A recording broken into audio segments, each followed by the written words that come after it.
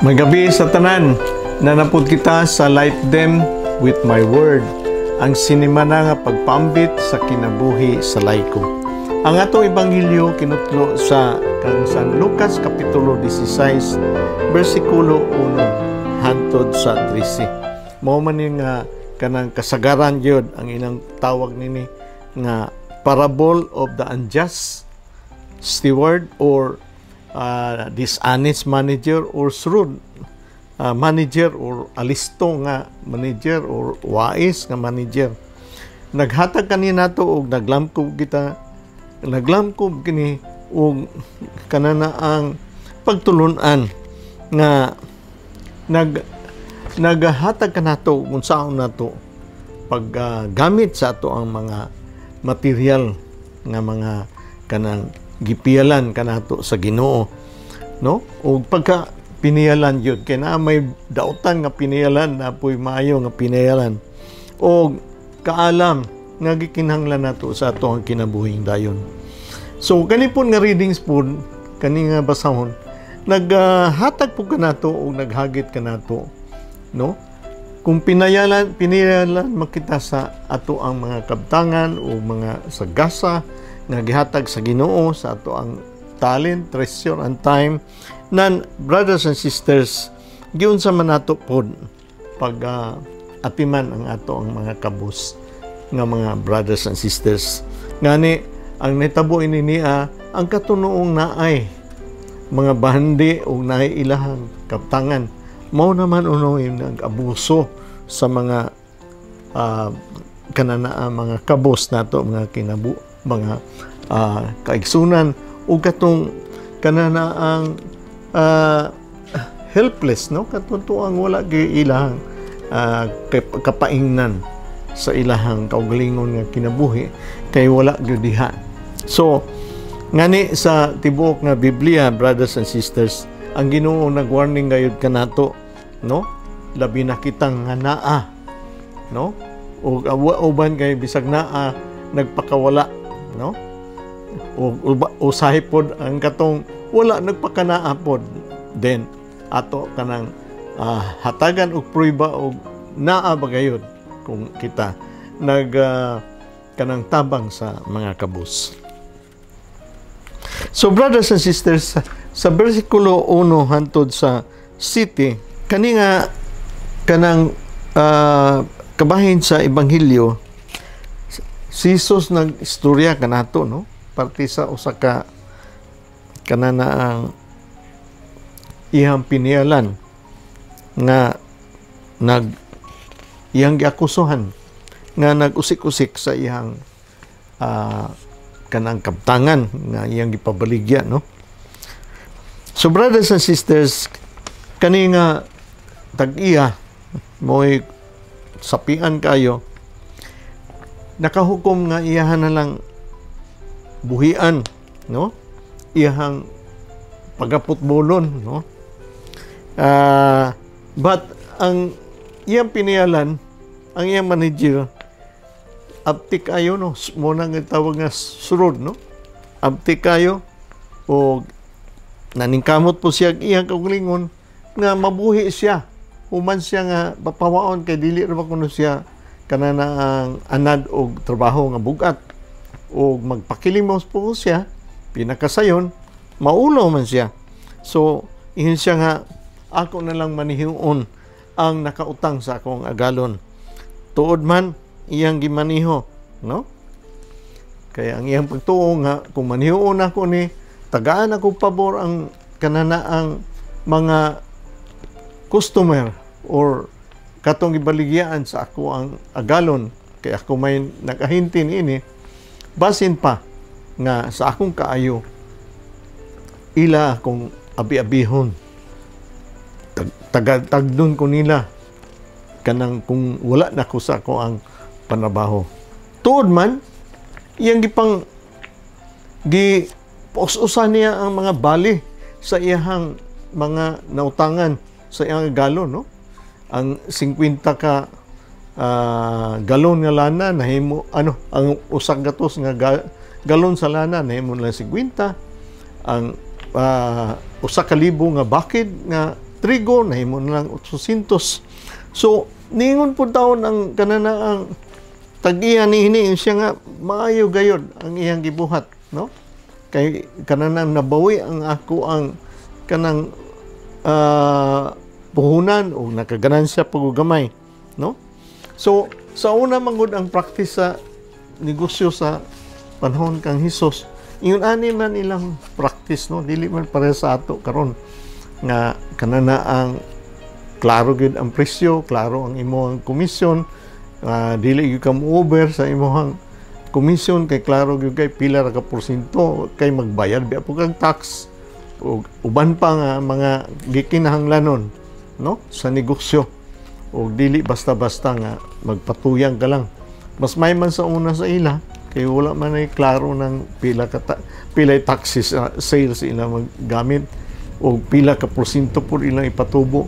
Kaning kuana kaning tawhana nga aptik ayo nga manager nadunggan na sa kananaan tag-iya sa negosyo nga kuan yun gapa tuyang gyud sa iyang kananang presyo, no, gapa tuyang gyud og mayo, meaning dako pa ang iyang kita kaysa tag-iya. Munang ang tag-iya daghan na iyang nadungog nga abusado na gyud kini ako ng papahuaon. Sa katapusan na iyang hirit niya, iya pag yung kuan, iya pag yung atiman niyang kauglingon, abtik yung kayo nga nahimo siyang hero niini, no? Kay ang mga tao dito sa ilang lugar sa ilahang lungsod na dungog siya nga maayo gyud siya nga manager. So brothers and sisters, natuman yun ang iyang gipangandoy nga makuan yun siya kanana ang matiman yun siya sa mga kananang iyang mga kanang customer, no?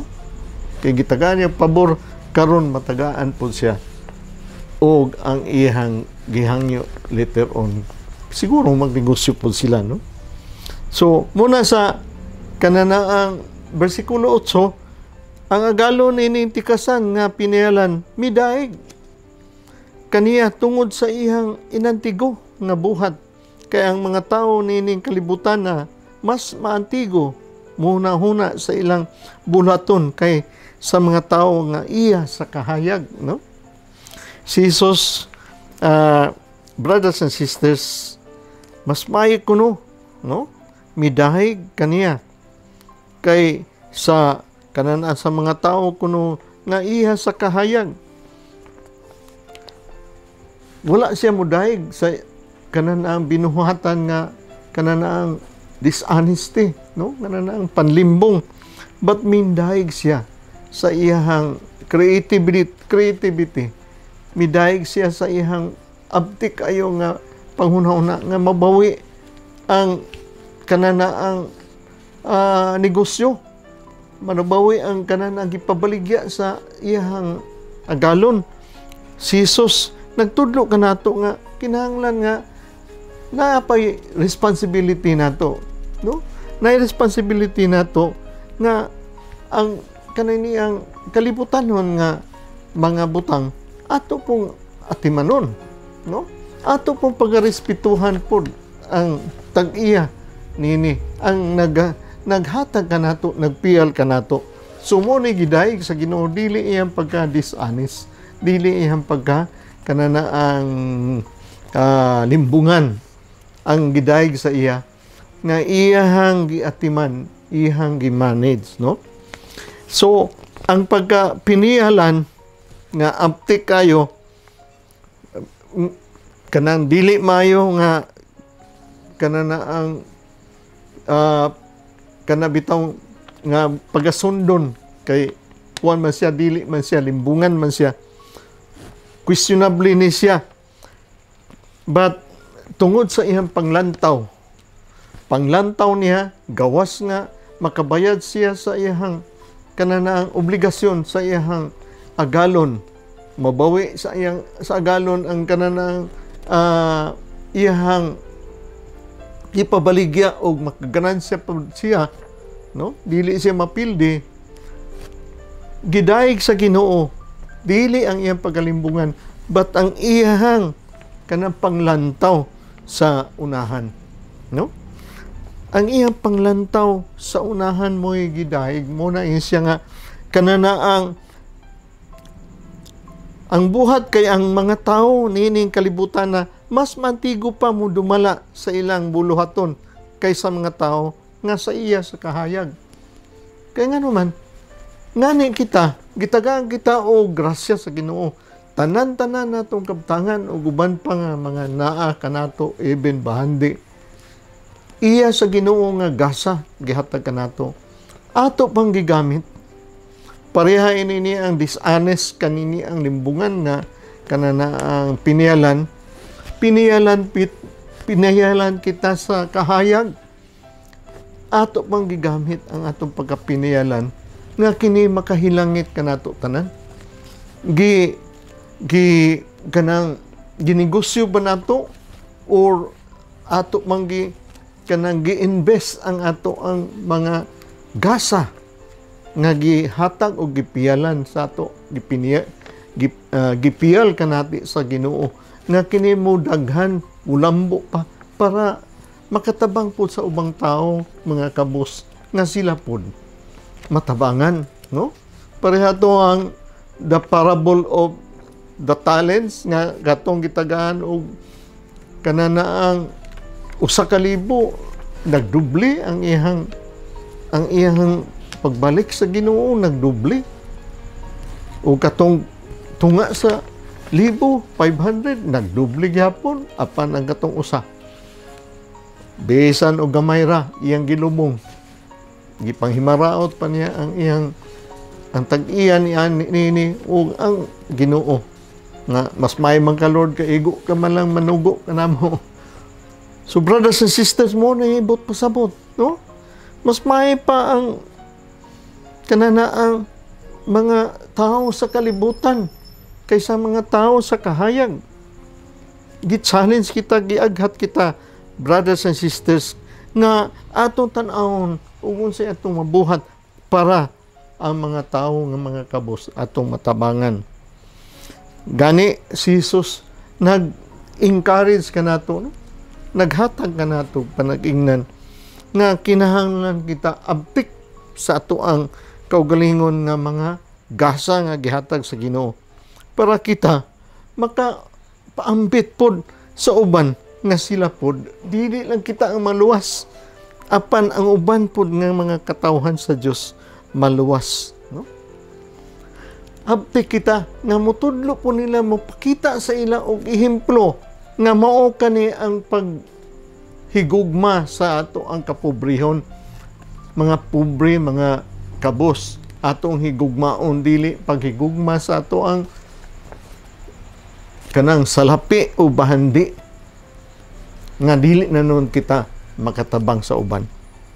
So in verse 9, og si Jesus mipadayon sa pag-ingon, busa sultihan ko kamo, pagbaton kamo mga higala pinaagi sa mga bahandi nining kalibutana aron inig kahurot na niini dawaton kamo didto sa walay katapusang puloy-anan.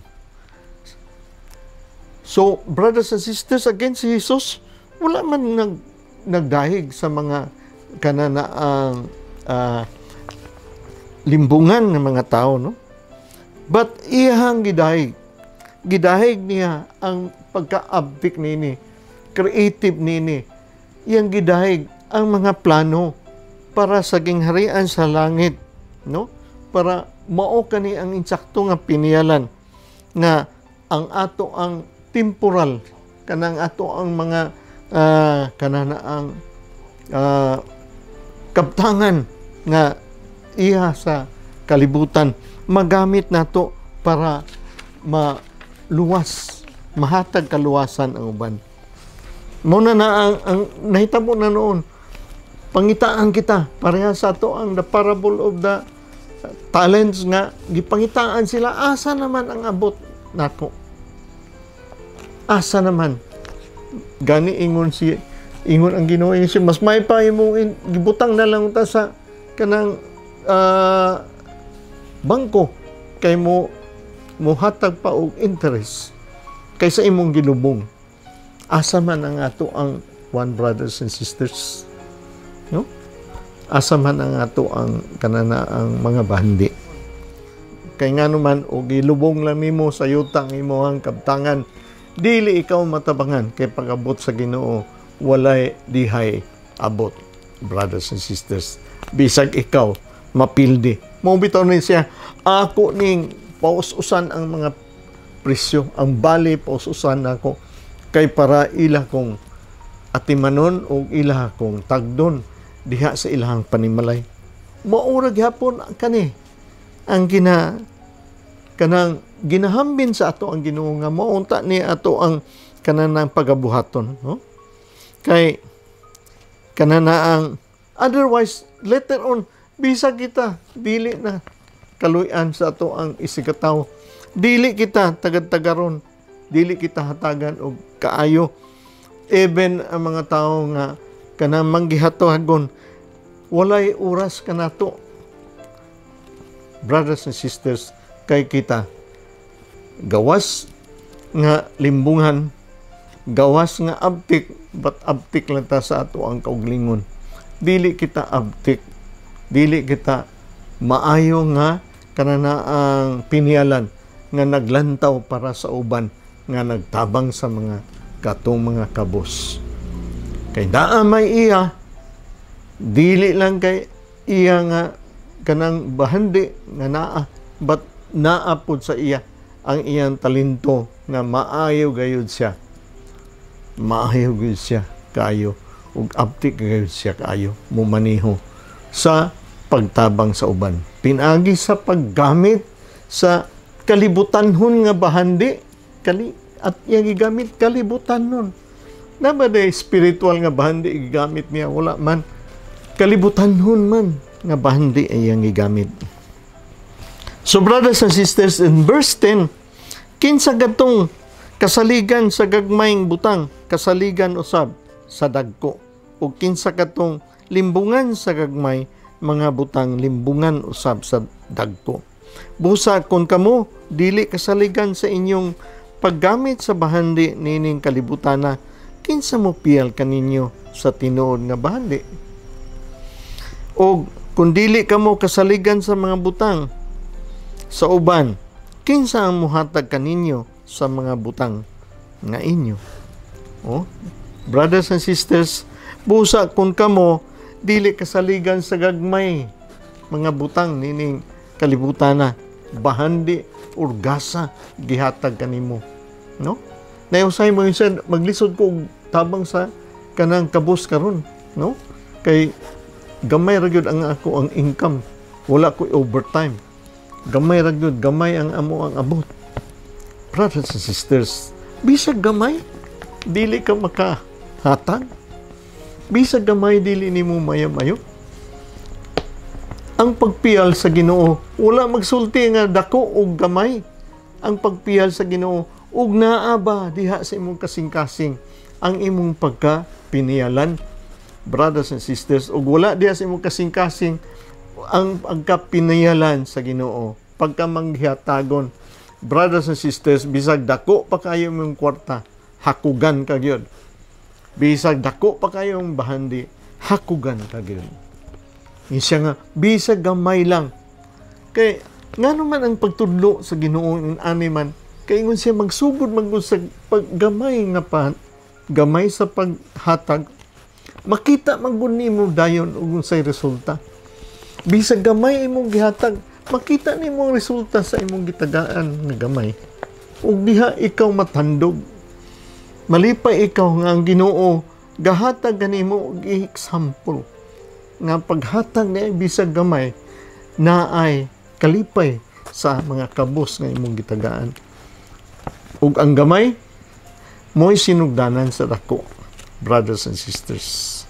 So muna sa inyo siya nga kanana ang kamo nga gisaligan sa paggamit sa bahandi nining kalibutan na kinsay mo piyal kaninyo sa tinuod nga bahandi.